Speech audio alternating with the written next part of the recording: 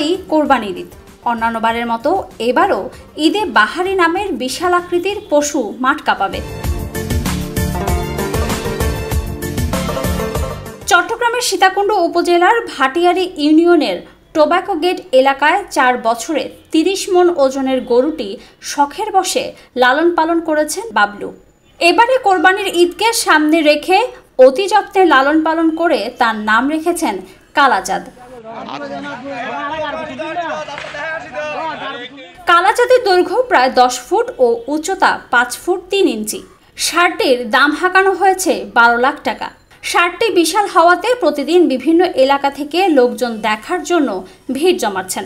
এ ব্যাপারে গরুর মালিক বাবলু বলেন, পরম মমতায় 4 বছর ধরে ষাঁড়টি যত্ন সহকারে লালন পালন করে আসছি। আমি ষাঁড়টিকে কালাচাঁদ বলে যা ইঙ্গিত করি তাতে সাড়া দেয়।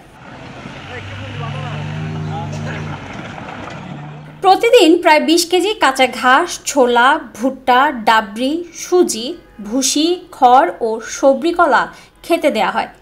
দিনে 2 থেকে 3 বার গোসল করানো হয়। নিয়মিত পশু চিকিৎসকের পরামর্শেই চলে কালো মানিকের দেখাশোনা।